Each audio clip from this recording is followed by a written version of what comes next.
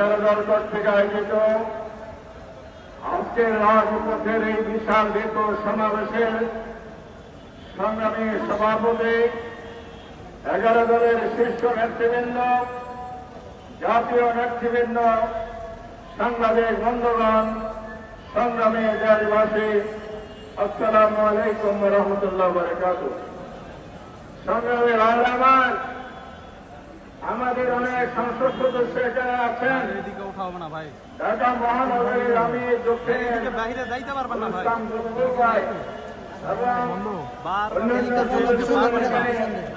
আছেন আক্তার সাহেব আছেন, রাজপথে সামিল হয়েছেন।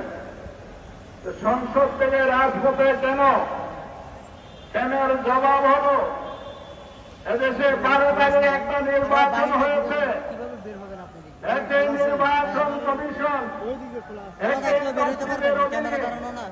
একই দিনে 2টি ভোট হয়েছে। জনগণ ভোট দিয়েছে কিসে?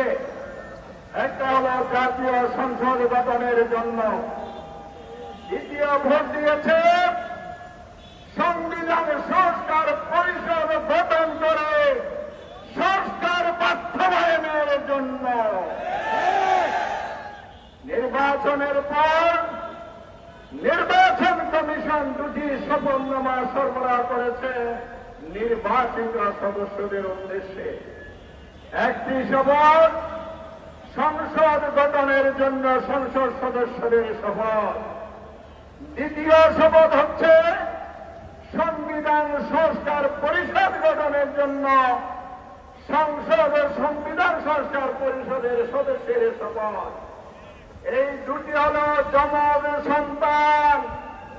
বাইপোড়ার 12 ফেব্রুয়ারি 26-এর নির্বাচন, কিন্তু বিএনপি সুকৌশলে সংসদে শপথ নিয়েছেন, সাংবিধানিক পরিষদের শপথ নেন নাই, গণভোটকে অমান্য করেছেন, অবজ্ঞা করেছেন, জাতিকে অপমান করেছেন।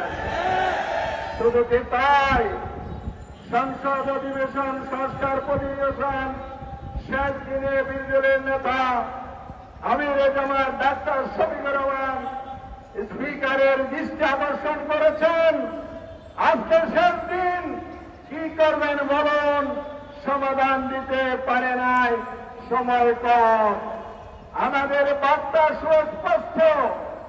আমির জামাত 11 দলীয় শীর্ষ নেতৃবৃন্দ মামুন মাই আব্দুল কাদের রায় সহ সবাই মিলে যে ঘোষণা দিয়েছিলেন, আমরা বাংলাদেশে ইতিবাচক রাজনীতি করব, সেটার অর্থ হল সরকার যদি সংস্কার করে, জনস্বার্থে কাজ করে সহযোগিতা দেব, জনস্বার্থের বিরুদ্ধে গেলে রাজপথে প্রতিবাদ, সংসদে প্রতিবাদ হবে।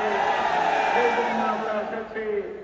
আজকে আরেকটা জঘন্য ঘটনা সংসদে ঘটেছে। গতকাল সংসদে যে অধ্যাদেশ উপস্থাপন করেছে, অন্তর্বর্তীকালীন যে 133টি অধ্যাদেশ অনুমোদন দিয়েছিল, সেখান থেকে 20টি অধ্যাদেশ বাদ দিয়েছে। তার মানে সংসদের গুরুত্বপূর্ণ একটি অংশের খবর রচনা করেছে। এখন তাই তারা করছে সংস্কার না করে সংশোধনী বিধান। সংবিধান সংশোধন সংসদের মৌলিক কাজ, রুটিন কাজ। এটার জন্য জুলাই বিপ্লব হয় নাই, এটার জন্য গণভোট হয় নাই। তাই অবিলম্বে সংস্কারকে এড়িয়ে গিয়ে আবার ফ্যাসিবাদ যদি কায়েম করতে চান, ইতিহাস থেকে সবাই নেন, সেই পরিণতি আপনাদেরকে ভোগ করতে হবে। আমরা সবাই মিলে রাজপথে থাকবো, যতক্ষণ দাবি আদায় না হবে, সংস্কার সম্পন্ন পরিপূর্ণভাবে না হবে, ততক্ষণ পর্যন্ত আমরা রাজপথ ছাড়বে না। সবাই মিলে এগিয়ে যায়। আল্লাহ হাফেজ। 11 জিন্দাবাদ। আসসালামু আলাইকুম ওয়া রাহমাতুল্লাহ।